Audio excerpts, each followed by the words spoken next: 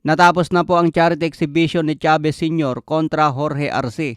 Makikita nga po dito sa laban nila mga boss, hindi nagtotodo ng lakas. Parang light sparring lang ang nangyari mga boss. Siyempre matanda na si Julio Chavez Sr., edad 63 na. Hindi na rin maganda kung magtodo pa sila ng lakas sa isang charity exhibition lang. Pero believe pa rin tayo kay Chavez Sr. mga boss dahil nandun pa rin yung stamina niya eh. Edad 63 na yan, kung normal na tao ka lang, hindi mo nakakayanin yung ganyang light sparring. Pero si Chavez Sr. pinatunayan niya na isa pa ring Mexican GOAT. Kaya ibang kondisyon ng katawan kapag atleta ka at aktibo. Kumpara naman sa puro kain ka lang tapos matataba pa ang kinakain mo, puro fast food pa. Kapag umabot ka na sa edad 60, wala ka na. Mahinang nilalang ka na. Kaya nakakabilib din talaga si Julio Chavez Sr. mga boss. Sa ibang banda naman, upset nga po ang nangyari sa bakbakan ni Khamzat Chimaev kontra Sean Strickland.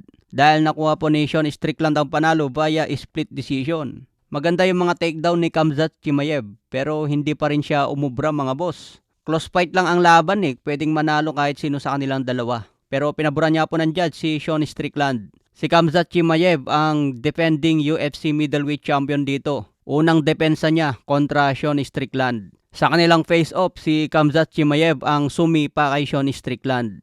Siya ang champion, siya pa ang sumipa. Kaya sinasabi tuloy ng mga fans na nakarma na itong si Khamzat Chimaev. Dahil undefeated fighter ito sa MMA mga boss. May kartada ito na 15-0.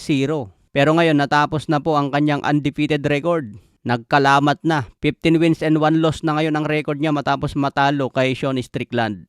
Nag-improve naman ang kartada ni Sean Strickland sa 31 wins at may 7 talo. Hawak na ngayon ni Sean Strickland ang UFC middleweight champion. Sabi nga po ni Ryan Garcia sa kanyang post, I won $120,000 dahil ang tinayaan niya si Sean Strickland at sinasabi niya na magbigay ito ng upset. Sunod-sunod ng panalo ni Ryan Garcia mga boss. Matatandaan na kakapanalo lang yan ng $100,000 kay David Benavides at ngayon $120,000 na naman. Kaya paldong-paldo si Ryan Garcia sa mga taya niya sa boxing. Kayo mga boss, pumapaldo rin ba kayo sa mga laban sa boxing? Sa ibang banda, matatandaan nyo ba yung laban ni Juan Estrada dati kontra Bam Rodriguez? Sa mga hindi pa nakakalam, bumagsak po si Bam Rodriguez noon kontra Juan Estrada. Although nanalo si Bam Rodriguez by TKO kay Juan Estrada. Pero kitang-kita nga po sa atin sa laban, kapag tinamaan din ng solid si Bam Rodriguez, bumabagsak din. Katulad din siya kay The Monster Inoue kapag tinatamaan ng solid nalilingat. Pero ang kagandaan sa kanilang dalawa bumabangon kaagad at parang walang nangyari. Itong pagbagsak ni Bam Rodriguez nangyari ito sa super flyweight division.